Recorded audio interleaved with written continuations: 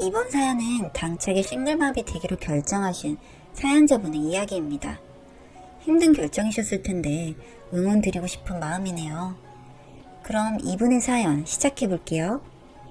같은 회사에서 근무하던 동기. 아무래도 동기이다 보니까 대화도 너무 잘 통했고 말하지 않아도 다 알아주던 사람. 그렇게 하루 이틀 대화, 그리고 일 끝나고 술 마시며 이런저런 얘기를 나누던 그 사람과 연애를 하게 되었죠. 사내 연애가 걸린 후부터 나름대로 조심하면서 꾸준히 연애를 하게 되었어요. 저희는 사원에서 다음 승진이 대리인 회사입니다. 둘 다 입사 3년차가 됐을 때 결혼을 하게 되었어요. 3년의 연애 끝에 어느 정도 자리도 잡았고 각자 적금도 꾸준히 열심히 한 덕에 경제력으로도 어느 정도는 여유가 됐기에 결혼을 하게 되었습니다. 저희가 결혼하는 부분에 대해서 크게 반대도 없고 참 좋았는데 딱 하나가 걸리더라고요.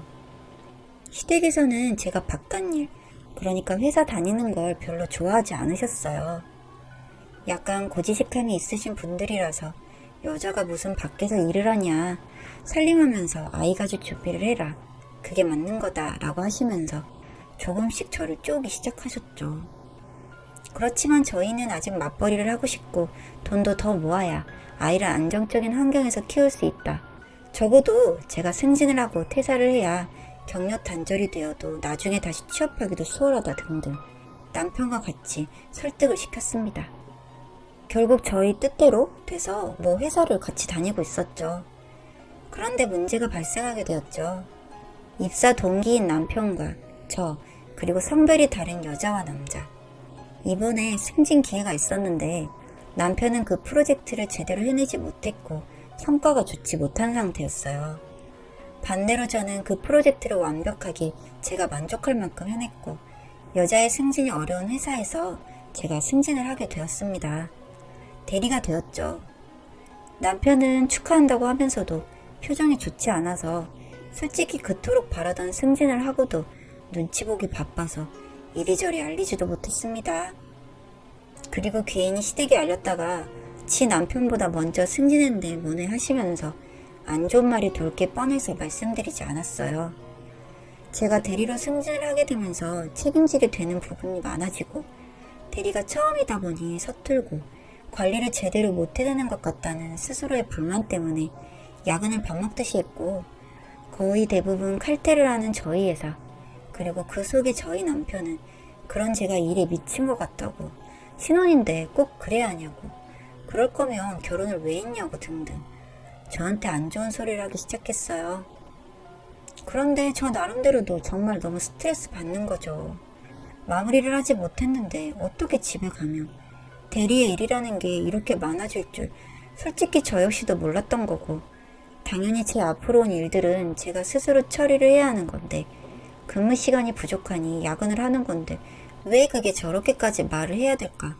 정말 나를 이해해주긴 하는 걸까? 이런 생각을 하게 되었죠.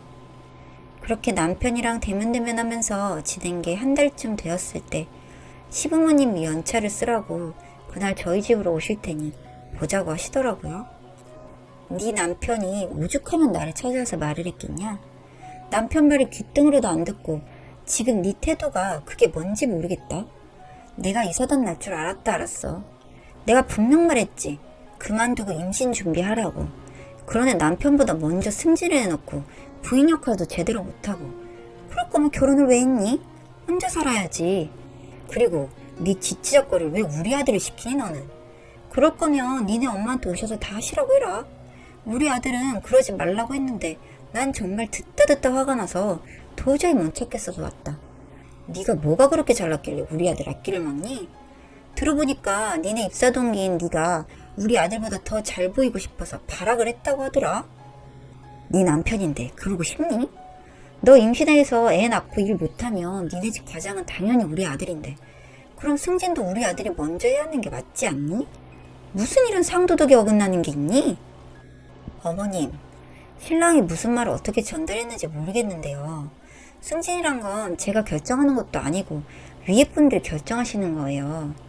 저희들만 승진 대기가 아니었고 더 많은 사람들이 후보에 있었어요. 저 역시도 바라고 바랬지만 이번에 제가 될 줄은 몰랐습니다. 그리고 가장이요? 아기 낳으면 제가 일 못하고 남편이 가장이다. 네, 그 기간에는 제가 일을 못하는 최소의 기간에는 남편이 가장이죠. 그런데 어머님, 남편이 벌어다 준 돈으로만 생활하지 않으려고 지금 이렇게 일하는 거예요. 따로 나눠서 적금을 하는 이유가 그겁니다. 남편한테 부담 주기 싫어서요. 일을 해본 사람이라 저 역시도 오로지 혼자 벌어서 가족 먹여 살리려고 생각하면 스트레스 받을까 싶어서 따로 생활비 명목으로 모아두는 돈 있어요.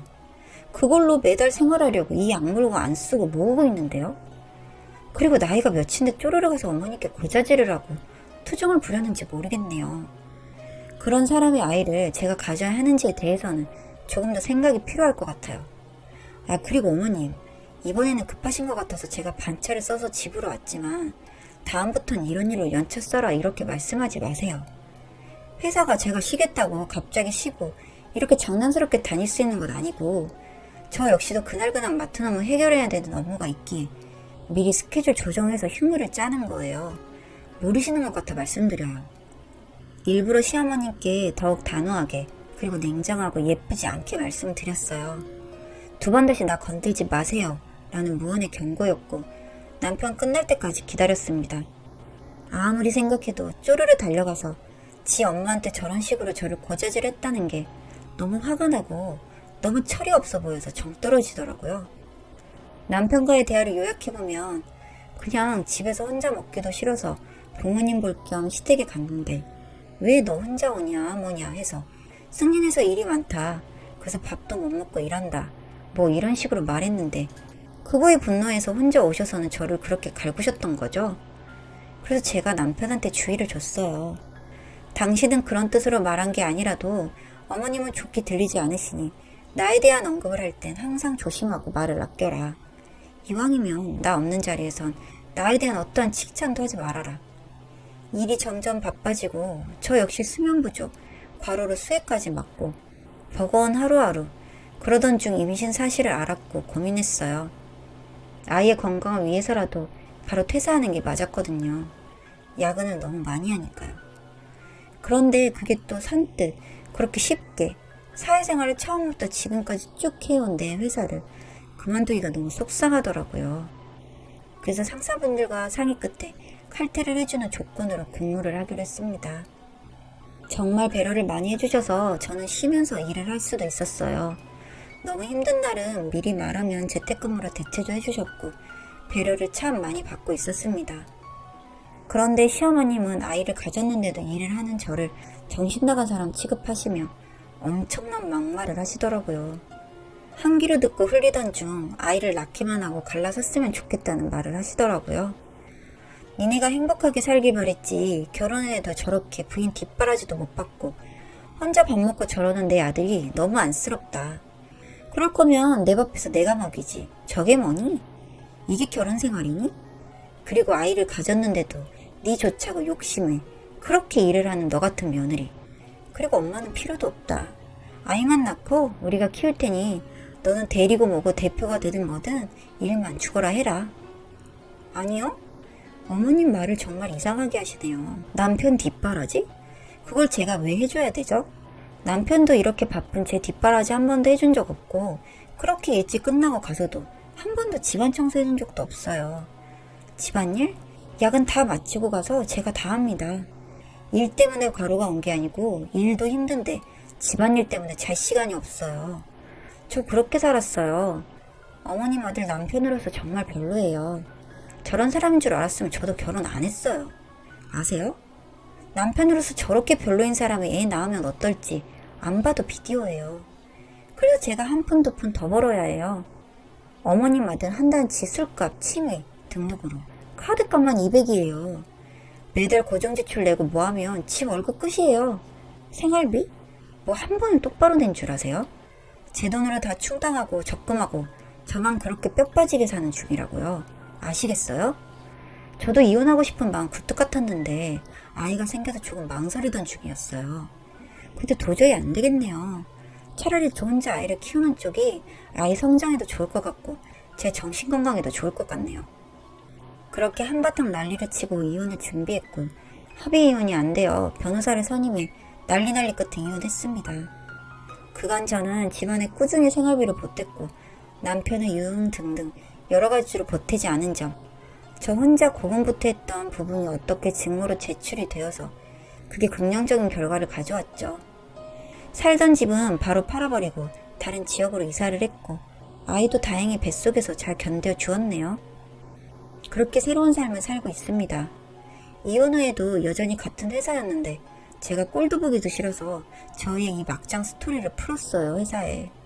결국 수근수근 왕따가 된 전 남편은 지발로 도망가듯 회사를 나갔고 그 뒤로 마주치진 않았네요. 아이는 친정의 도움을 받으면서 잘 케어하고 있고 저는 또 한 번의 승진을 했고 혼자서 아이를 키우는 싱글맘이 되었지만 결혼했을 때보다 스트레스도 안 받고 오히려 마음의 여유가 더 생겨 승승장구하는 중입니다. 혹시 저처럼 아이를 혼자 키우는 게 두려워 고민하시는 분들 계신다면 주저하지 마세요. 혼자서 아이 키우는 건 물론 쉽진 않지만 지옥 같은 결혼 생활을 견딜 만큼 어렵진 않답니다. 참고 또 참지 마시고 아이랑 당당하게 그리고 행복하게 사세요. 한 번뿐인 인생인데 시댁 눈치 보랴, 남편 눈치 보랴. 우리 그렇게는 살지 말아요.